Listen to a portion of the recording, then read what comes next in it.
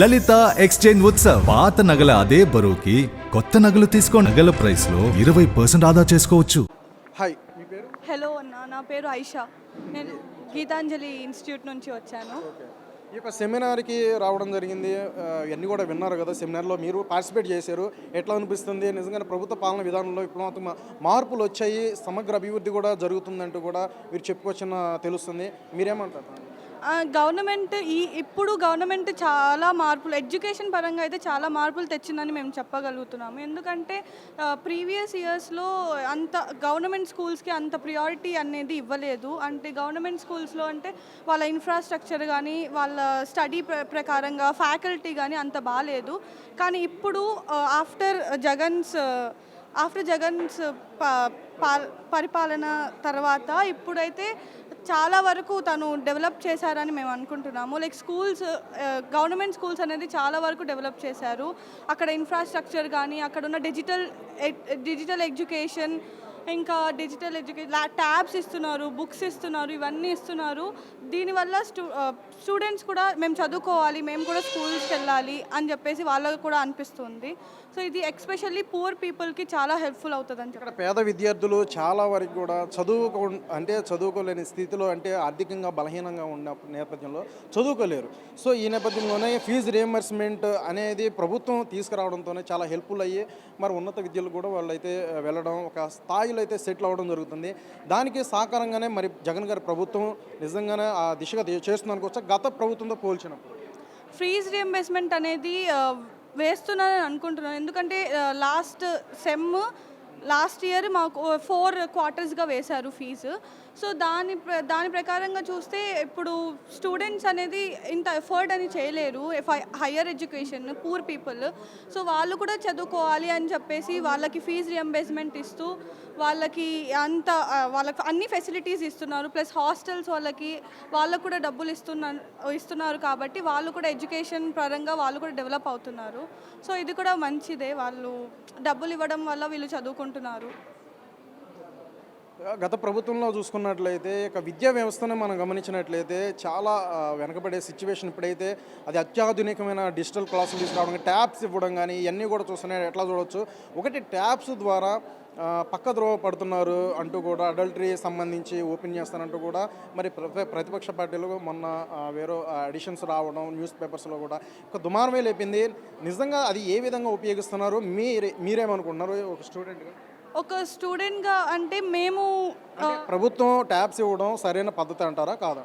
Tabs ఇవ్వడం అనేది మంచిదే. ఎందుకంటే చాలామందికి ఇప్పుడు కరోనా వచ్చినప్పటి నుంచి మనం ఆన్లైన్ ఎడ్యుకేషన్కి చాలా వరకు మేము అయిపోయాం. కాబట్టి ఇప్పుడు ఒక పూర్ పీపుల్ అనే వాళ్ళు ఫోన్స్ అనేది అఫోర్డ్ చేయలేరు. సో అది గవర్నమెంట్ కానీ వాళ్ళకి ట్యాబ్స్ ఇస్తే వాళ్ళకి టెక్నాలజీని నేర్చుకుంటారు. ప్లస్ ఎడ్యుకేషన్, ఇంకా అసలు వరల్డ్ ఎలా ఉంది అని చెప్పేసి వాళ్ళకి ఒక డెవలప్మెంట్ ఏం జరుగుతుంది వరల్డ్లో అనేది వాళ్ళకి డిజిటల్ ద్వారా తెలుస్తుంది. సో ఆ డిజిటల్ టెక్నాలజీ అనేది ఉంటేనే మంచిది. మేము ఎలా యూస్ చేస్తామో అది దాన్ని బట్టి ఉంటుంది. సో అది వాళ్ళు ఇవ్వడం అనేది కరెక్టే, కానీ అది మనలో ఉంటుంది, మనం ఎలా యూస్ చేసుకుంటున్నామో అని చెప్పేసి. Thank you. ఈరోజు సెమినార్కి హాజరయ్యారు కదా, ఎట్లా ఫీల్ అవుతుంది చెప్పిందా? ఓకే, ఇది అంతా మనకి స్కీమ్స్ గురించి మాట్లాడడం, రెవల్యూషనరీ చేంజెస్ గురించి కాబట్టి నేను కూడా ఎంతో నాలెడ్జ్ గెయిన్ చేసుకున్నాను. ఓకే, ఈ గవర్నమెంట్ స్కీమ్స్ అన్నీ కూడా అందుతున్నాయి అంటూ కూడా మరి వైసీపీ నాయకులు అంటే ప్రభుత్వం కూడా చెప్పుకొస్తుంది, ఈ ప్రక్కదోవ పడుతున్నాయి అంటూ కూడా మరి ప్రతిపక్ష పార్టీలు అంటున్నాయి. మీరు లబ్ధి పొందుతున్నారా లేదా, ఏం చెప్తారు మీరు? లబ్ధి పొందుతున్నారా అంటే జేవీడి పడడం అయితే పడుతుంది, కానీ టైంకి పడట్లేదు. దానివల్ల కొంచెం ఇబ్బంది జరుగుతుంది.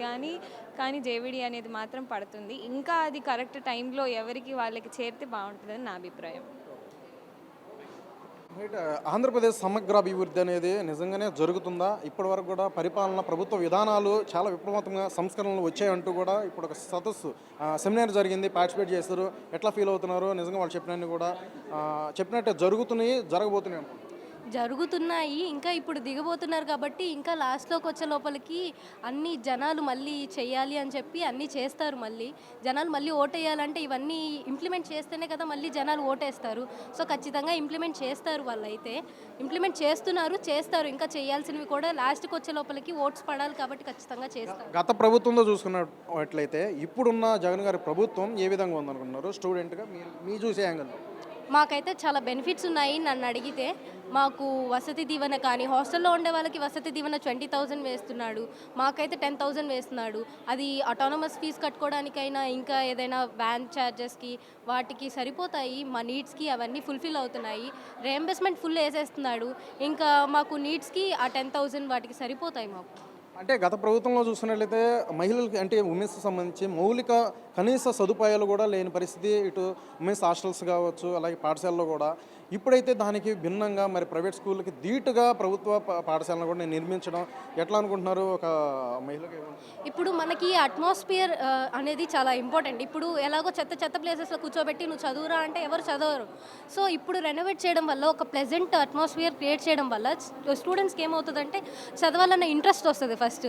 అప్పుడు ప్లెజెంట్గా ఉంది, వీళ్ళు చెప్తున్నారు ఫ్యాకల్టీ అనేది ఆ ప్లెజెంట్ అట్మాస్ఫియర్లో కూర్చోబెట్టి నువ్వు చదువురా అంటే ఇట్లా చెప్తూ ఉంటే టీచ్ చేస్తూ ఉంటే వాళ్ళకి ఇంట్రెస్ట్ వస్తుంది.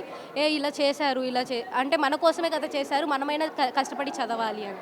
కానీ ఇక్కడ ఇంగ్లీష్ అనేది కూడా ఇంగ్లీష్ ఒక లాంగ్వేజ్ని కూడా ప్రధానంగా ప్రభుత్వ పాఠశాలలో తీసుకురావడంతో తెలుగు భాషను మర్చిపోయే విధంగా ఈ విధంగా ప్రభుత్వం చేస్తుందంటూ కూడా కొన్ని విమర్శలు అయితే వచ్చాయి కదా, ఎట్లా అంటారు? మరి ఇంగ్లీష్ అవసరం లేదంటారా?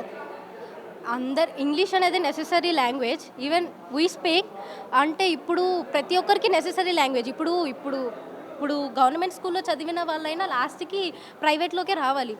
డిగ్రీ కానీ బీటెక్ కానీ నీకు జాబ్స్ రావాలంటే నువ్వు అక్కడ ఇంగ్లీష్లోనే మాట్లాడాలి. తెలుగు భాషను ఎవరు మర్చిపోవట్లేదు. ఇప్పుడు మేము తెలుగే మాట్లాడుతున్నాం, ఇప్పుడు మేము ఇంగ్లీష్లో మాట్లాడతాం ఇంటర్వ్యూస్లో. అలా అని చెప్పి తెలుగు మర్చిపోతామని కాదు కదా. ఎన్నో సంక్షేమ పథకాలు ఇప్పుడు పెడుతున్నప్పుడు కూడా అభివృద్ధి అనేది ఇంకా ముందుకు వెళ్తుంది. కొన్ని ఐటీకి సంబంధించి కూడా ఎన్ని పెట్టుబడులు వస్తున్నాయి, వేల కోట్లు వస్తున్నాయి కాబట్టి నిరుద్యోగులు అనేది కూడా చాలా వరకు తగ్గుతుంది అంటూ కూడా మరి చెప్పుకొస్తున్నారు. రాబోయే 10 ఏళ్లలో ఏమనుకుంటున్నారు? నిజంగానే అటువంటి సిచ్యువేషన్ వచ్చే అవకాశం ఉందనుకుంటారా? మళ్ళీ జగన్ గారి ప్రభుత్వం తగ్గుతుంది. ఎందుకంటే మనం కష్టపడి చదివితే మనకు వస్తాయి. మనం ఎంతైతే కష్టపడతామో, ఎంతైతే కృషి చేస్తామో దానికి తోడు ప్రభుత్వం యాడ్ చేస్తే ఖచ్చితంగా తగ్గుతాయి.